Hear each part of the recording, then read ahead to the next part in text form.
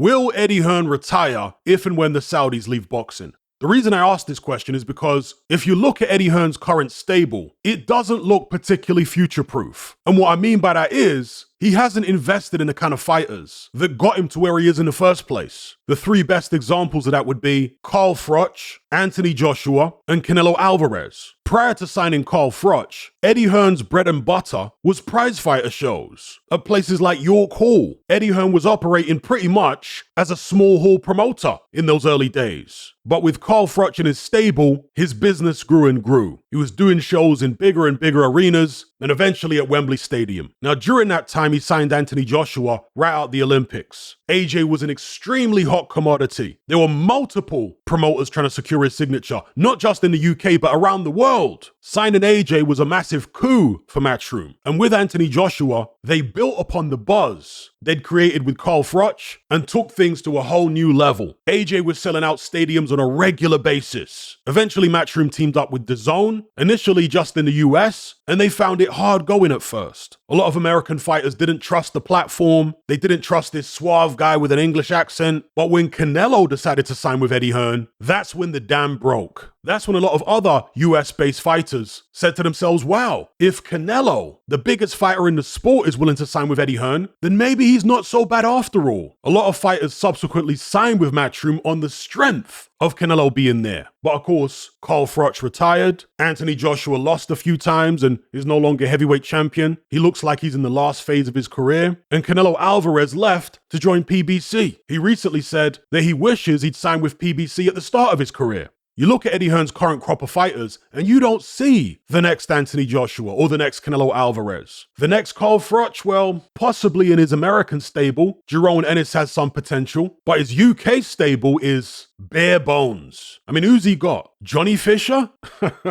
I guess Dalton Smith looks solid, but I wouldn't back him against any of the top guys at 140. Conor Benn, I mean, let's not even talk about him. Who has Eddie Hearn got that could replace Carl Froch, Anthony Joshua, or Canelo Alvarez commercially? Because a lot of Matchroom fanboys get caught up on talent. Oh, Andy Cruz is really talented. Great amateur background. Yeah, but is he really going to make Matchroom a load of money? The answer is no. Eddie Hearn is a businessman. Making money is his primary objective. He's not signing fighters for the love of the talent. He's signing them with a view to making a profit. And if making a profit becomes too difficult or the profits are too small, how much longer do you really think he's going to stick around for? He's long said he doesn't see himself carrying on until he's an old man like Frank Warren. Will he retire if and when the Saudis leave boxing? Look at how many heavyweights Frank Warren has in his stable now, signing all the young talent. Even Ben Shalom has signed young talent, people that have the potential to make serious money. Eddie Hearn is just not making those type of investments. What does that tell you? It tells me that at this stage, he's not really looking to grow any talent. He's just looking for a quick buck. He said on numerous occasions over the past year or so that he loves working with the Saudis because they've dramatically lightened his workload as far as making big fights. So Eddie's able to just kick back now and collect pay-per-view check after pay-per-view check after pay-per-view check without any of the hassle that he previously had. He's used to this now. He's comfortable with this. He's happy with this. If the Saudis were then to pull the plug, would Eddie Hearn really be willing to go back to the grind and the hard graft of the pre-Saudi era? Or would he say, you know what, this ain't worth the hassle, and walk away from boxing just like his dad Barry did several decades ago? Now we know that Frank Warren ain't gonna do that if the Saudis walk away. Just look at his track record. This guy's relentless.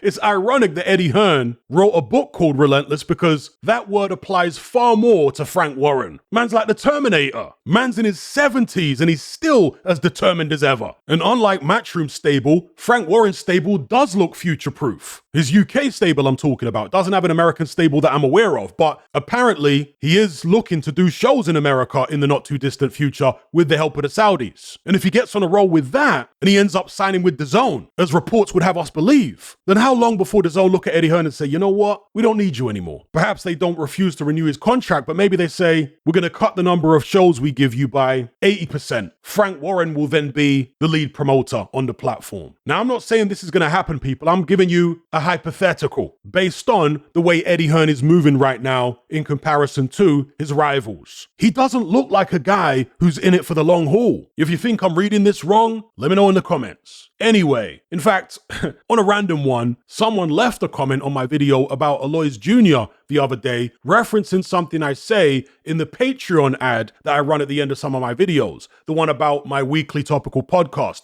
Are you sick and tired of the mainstream mindset? Does the dogmatic conformity and pathological ignorance have you tearing your hair out in frustration? Yeah, that one. So the guy left a comment saying, dogmatic conformity would be a great name for a rock band.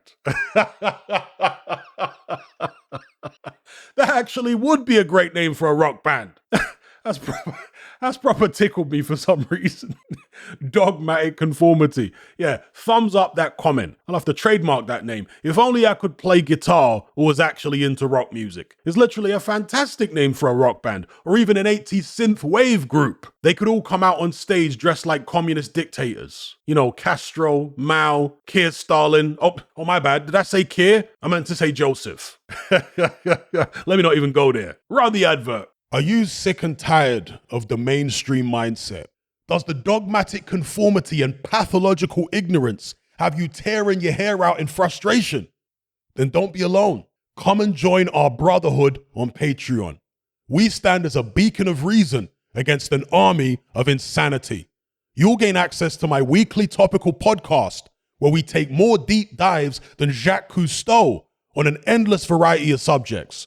There's also videos, interviews, live Q&As, as well as a vast back catalogue of previous episodes, including my popular Confessions of a Nightclub Bouncer series.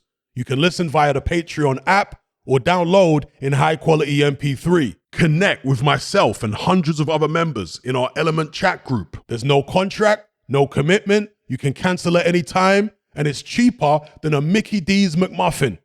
Just head to my Patreon page via the link below this video and select the tier called the Brotherhood of Reason. I'll see you over there.